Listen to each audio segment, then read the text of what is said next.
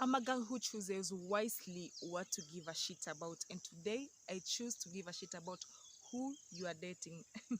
I know it's none of my business, but well, you clicked on this video, that literally makes you part of the family. So that means I care about you.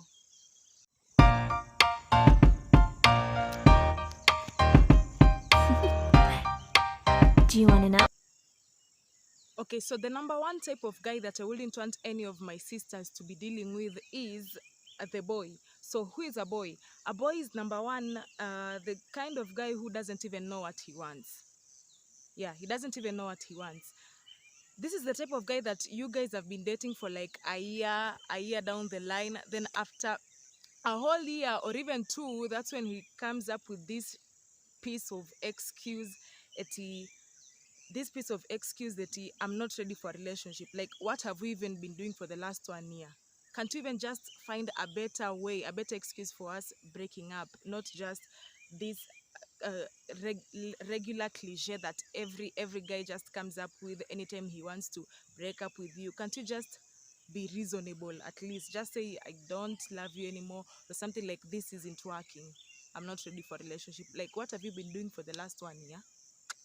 I'm just so mad right now. So yeah, that's the type of guy that I would call a boy. And a boy also is someone that doesn't keep his shit to himself. This is the type of guy that you guys are going to do something, then he goes out and discusses it with his friends, or even with his colleagues. Yeah, so there's no, I don't see any problem with maybe seeking advice from your friends on how to handle something, or how to handle a challenge in your relationship. But I usually see that this is a habit that is most common in ladies. For a guy to do that, that is not even a boy anymore. That's a woman. That's a woman. Yeah. Type of guy is just going to put all your business out there, from the size of your dress to the size of your bra, like everything to his friends. Don't deal with such kind of a person. Then another characteristic is a person who needs validation, and a person who needs validation from either his friends, his siblings, from social media. Just needs validation before he does anything to his girlfriend. I like, you are a man. You are a man, dude. Do you need someone to tell you what to do in your own relationship? Just doesn't add. So seeing this piece of shit trending on social media, at you don't buy her flowers if you can't afford a simple meal, a simple vegetable meal on your table. And I was like, dude, if you can't afford a simple meal, why are you even, like, what are you even doing with me?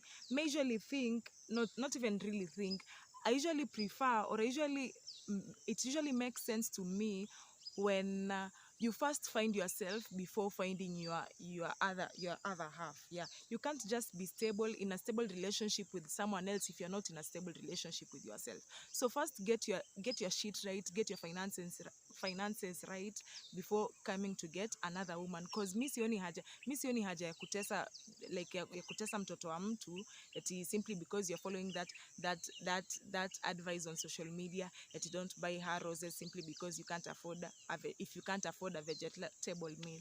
And to my surprise was that a lot of men were retweeting that shit.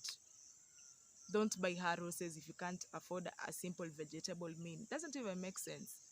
If you can't afford a simple vegetable meal, don't even get a girl. Get money first, get your finances, get your shit together first before getting a girl. Haina haja ya kutesa watoto watu huku nje. I'm really sorry, guys. I've been having a problem with my lighting. I think this YouTube thing will also require me to study photography. I just don't know. One of the characters I've learned so far about men is that they solve problems. Like, men love solving problems. It's part of them. It's like part of masculinity. So with a boy, ni mse mwenye utamwambia, maybe you have a problem, sina fare, akwambia hata mi sina. Like, ladies, you just don't have to deal with anything that comes to your way. Sawa sawa. So the number 2 type of guy that I usually think it's, and don't mind my nails, guys. I've not been to the nail salon for like the past 2 months because of this quarantine thing. So number 2 type of guy that I wouldn't want any of my sisters to be involved in is the Mr. Controller. So Mr. Controller is a guy who loves controlling everything. He just wants to control you, your whole entire life. Ni kama amekununua. It's like you are a commodity. Don't accept that. So to me, a guy who loves controlling people, and it's usually a negative energy, by the way. Msianze kusema eti, oh, a woman should be submissive, so it's a guy to tell you what to do. No, it's okay. It's okay for someone to help you think, but doesn't mean that you don't have an opinion as the woman in the relationship. So don't agree to being controlled in a relationship. To me, a person who controls you a person who controls your every move in a relationship, this is a person who has already failed. This is a person who has failed in all the aspects of his life. That this is a total failure.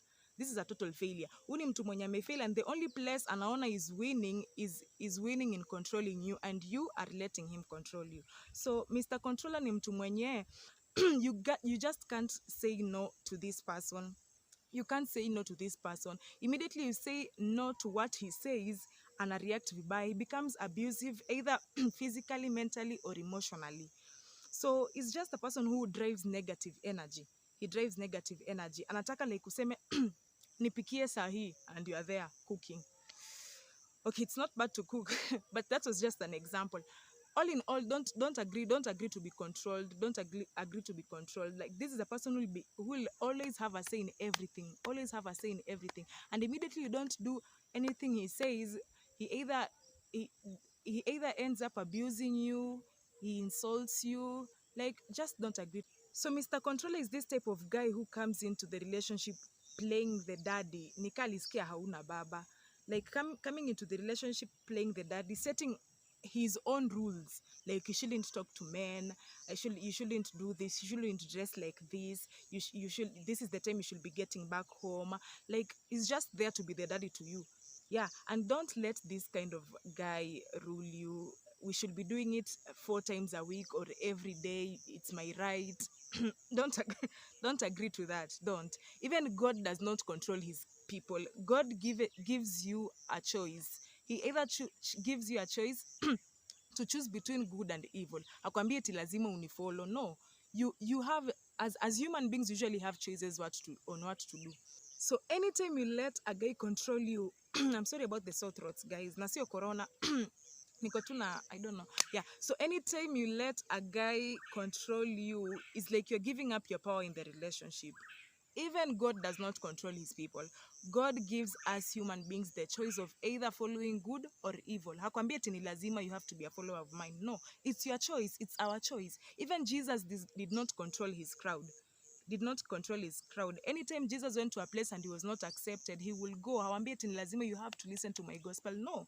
So anytime you let a guy control you, anytime you let a guy be abusive to you, it's like you are sinning against God by letting someone control you.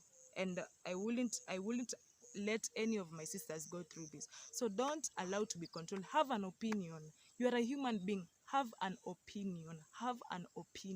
And if it's something you're not something you're not agreeing to, say no and be firm. That person is not your daddy. He did not give birth to you. He's just a guy you met, and you people are trying to work something out. So you shouldn't act as if he owns you. Nobody owns you. You own yourself. You should have an opinion. You have a right to have an opinion. I'm just so mad right now because I've had a personal experience with Mr. Control, and it wasn't so great. So this guy would always tell me what to do. And the worst part was he hadn't even invested in me enough for me to see him as if he's worth all the things he was doing. He was just there playing the daddy roles, telling me what to do, what time I should cook, what I should cook. Eti ni zile za angekuja na zile za nataka kuja kwa hiyo nyumba, like I've cooked, maybe I've prepared rice, and atakuja na zile za nataka kuja kwa hiyo nyumba, nataka nipate ugali na nyama. And the funniest part is that he's not even given me the money to cook whatever he wants. So I was just asking myself, like, am I really doing the right thing? Is this really what I want? is this really what I want? And it just all seemed funny to me.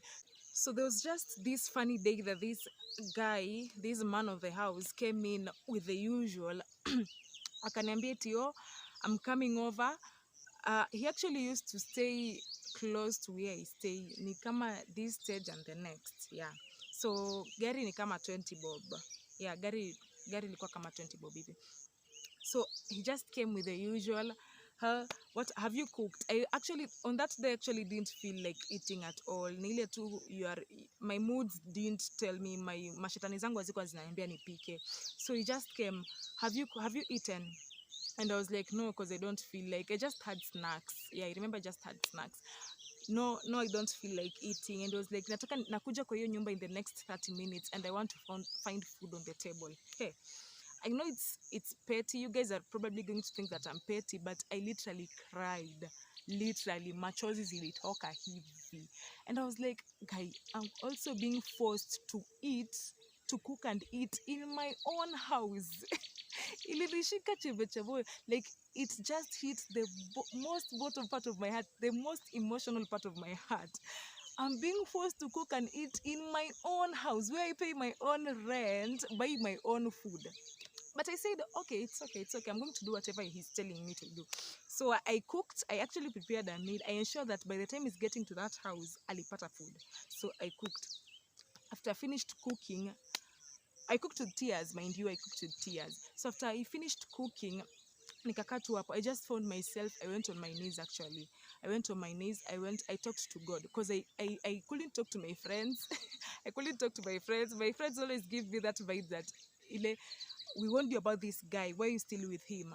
Unajua, there's this point about women that when you're dating this person, you tend to oversee red flags. Like you just don't see red flags. So your friends ni wenye wanaona mashida za huyo chali, but wewe huoni. Uko hapo, you are in love, you're in a relationship. So I couldn't tell my friends about that. I just went to God.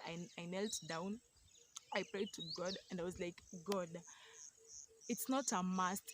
This is not what I want for myself. This is not what I want for myself. And I'm sure you this is not what you want for me. God can't give you someone who is going to drain your energy, who's going to make you feel like you're emotionally drained.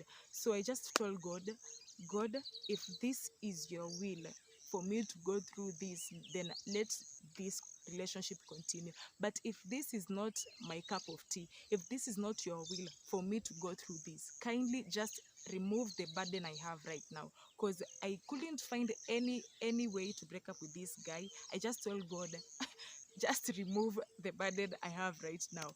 And trust me, people, miracles still exist.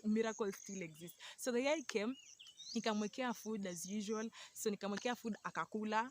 He ate my food. He actually used to eat my food, but he never brought me anything. So he ate my food. After eating my food, he went to the shower. So I usually don't go through men's phones. I don't go through guys' phones. So that day, I've never went through his phone. So that day, I just found myself, nimechukua simu yake, I started scrolling while he was in the bathroom. So actually didn't go to WhatsApp. I didn't go to Facebook or Instagram. I went to messages, SMSs, yani. So I went to that messages app, and to my surprise, I didn't open any other message. Sikufungua message yoyote. The only message I opened ni ile message ya namba yenye haijakuwa saved. Yeah, so that number wasn't saved on the phone with a name. So I just clicked on that message, and there wasn't really much about that conversation, but I just scrolled up. I scrolled up on that conversation hadi nikaenda kwa place where they were talking as if these people had been intimate. Like these people had been intimate. There are people who had been intimate before. Yeah, so that's when I realized that this guy was actually cheating on me. And there, I got my miracle. So I actually I asked God like some minutes before to remove this burden from me. And there he was. I found that he was cheating on me. And that's how I got an excuse to walk out of that relationship. So just told him I can't deal with a guy who cheats. Of course, he tried to beg me to stay. He tried to beg me to be with him. But hey, God, you pray to God to deliver you from evil. So why should you still go back to the evil he has delivered you from? So that's it. That's how I managed to work out. You don't have to deal with a controlling person. That's the message I'm trying to put across, ladies. Yeah. Yeah, so that's just it. So if this video has been helpful to you, don't forget to join the family by subscribing, and remember to share this video. And if you have any more examples of guys you should stay away from, so feel free to comment on the comment section below so that you can continue helping more ladies. So on that note, I don't have anything else to add on. Until next time, bye. I love you guys so much.